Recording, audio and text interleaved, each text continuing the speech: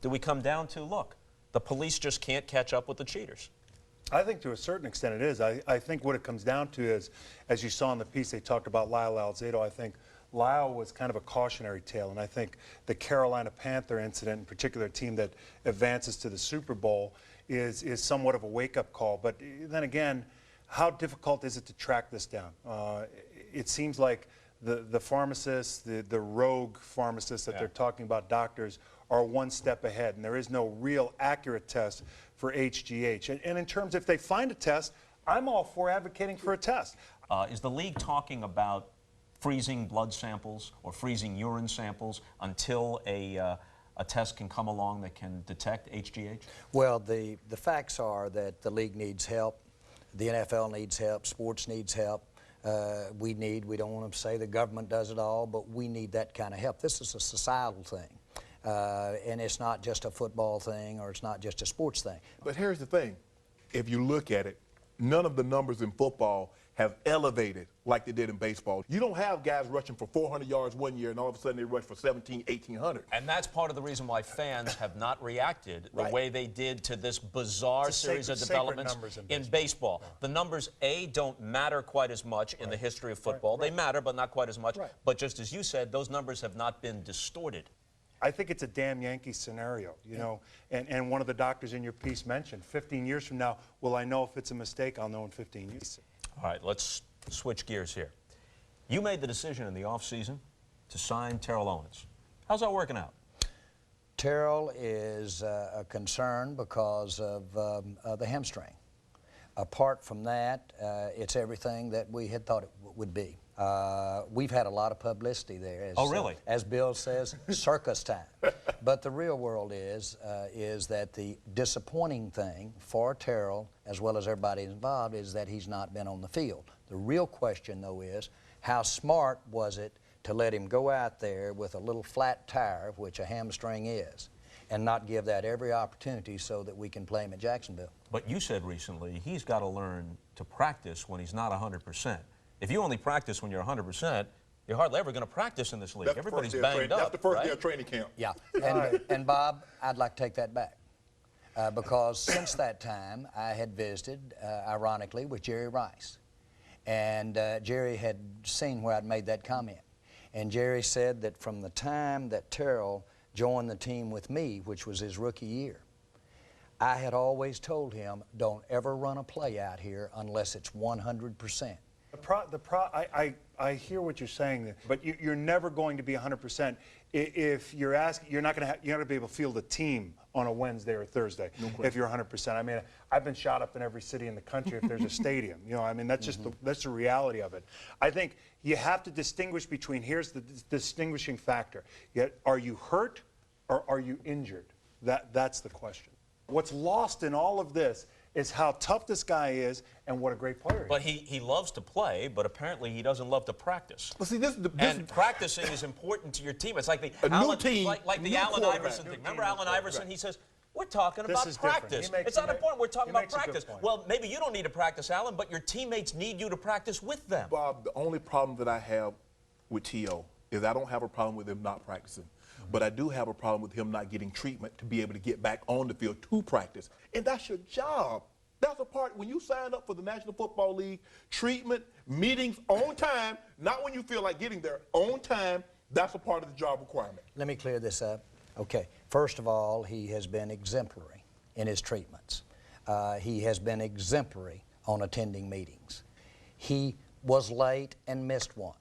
And got fined. I don't care who you are, and you guys understand this, there's a fine involved. Sure. They're perfunctory. And so... Say what? They're perfunctory. They just happen. It's protocol. What you protocol. It's just kind of routine. Yeah. But Jay, what about perfunctory? Okay, where'd you get that one? Oh, they didn't have that in Arkansas. What about this here? Now, okay, if you're getting treatment, you're on the stationary bike. Why show up dressed like Lance Armstrong? You know what? Why draw the attention? What you're telling me, if I'm on the field practicing, you're not getting no attention because you're not out here.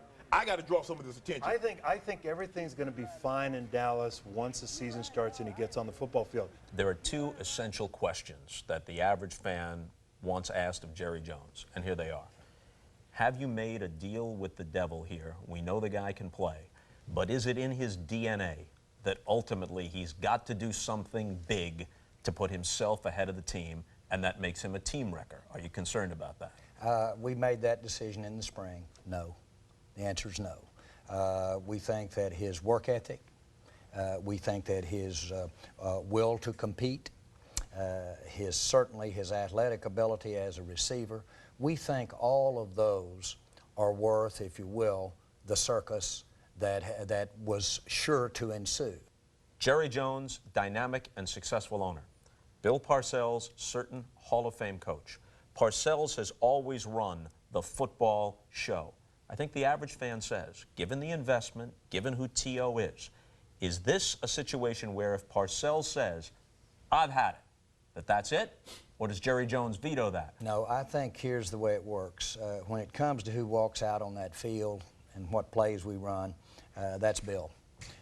If we get in a tie and need a tiebreaker relative to something that might be involved with serious financial consequences for the team, then that's my territory right there. The other thing is, if you let me use a financial term, we're not buying bonds for an elderly lady's portfolio of retirement here. There's risk in every aspect of this game.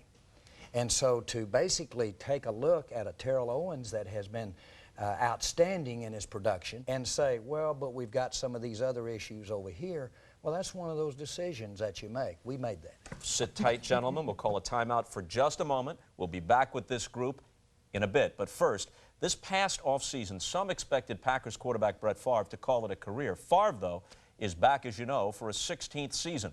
The certain first ballot Hall of Famer who led Green Bay to 2 Super Bowls is hoping to go out. Or Kenny Stabler down in New Orleans is accurate. What I see is a guy that still throws the ball 110 miles an hour. What I see is a guy that is playing for a football team that has run its course. The well is dry. I think what Brett Favre needs is a governor. I think he had that governor in Mike Holmgren, someone that he respected. We've seen it all on NFL films. Hey, no more of that crazy stuff. No more of that wild stuff. You know, he doesn't have that now on the sideline. Would you be interested in a guy like Favre? Well, let me say this. We all just couldn't believe that Brett Favre would go and play anyplace else other than Green Bay. And I really wouldn't want to put that light relative to Drew or relative to Tony Romo. The bottom line is that we have Drew Bledsoe because we wanted a veteran quarterback.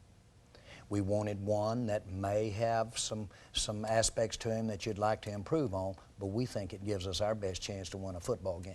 Everybody loves Brett Favre as a player, and almost everyone loves him as a person, too. You can't help but admire him. Do you fear that this will end badly for him, given what there is around him on a team that was 4-12? I think so, and I agree with Brett Favre.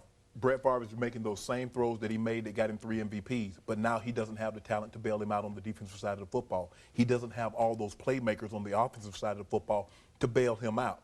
If I'm just a fan, if my hopes and aspiration lies with a guy that threw 29 interceptions last year, I know I got no chance. He could, if he goes to a competent team, Brett Favre with a governor is a Super Bowl level quarterback right now. Still, I believe. Not just a playoff level, a Super Bowl level. He can make every throw, but he needs a guy on that sideline like a Bill Parcells, like a Mike Shanahan, like a Mike Holmgren, who's going to say, no more of that crazy stuff.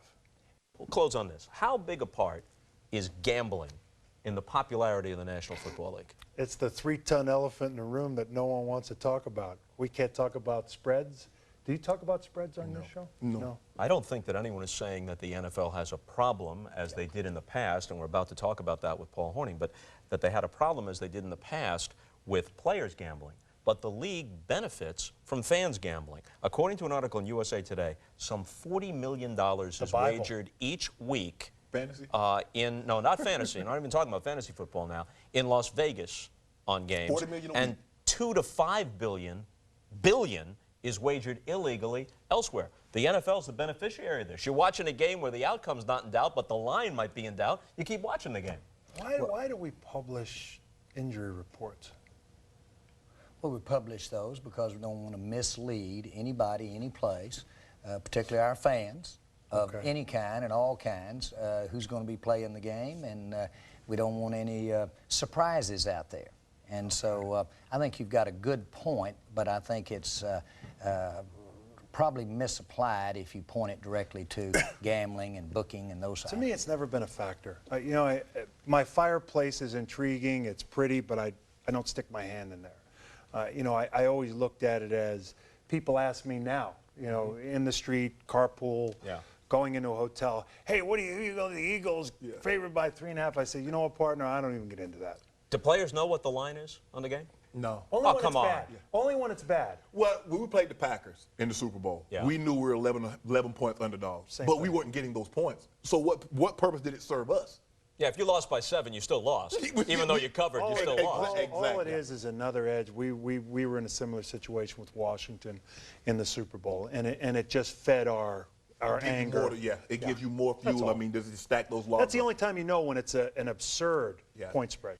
All right, thanks to all three of you gentlemen for a lively conversation. Howie Long, Shannon Sharp, and Jerry Jones. Well, gambling by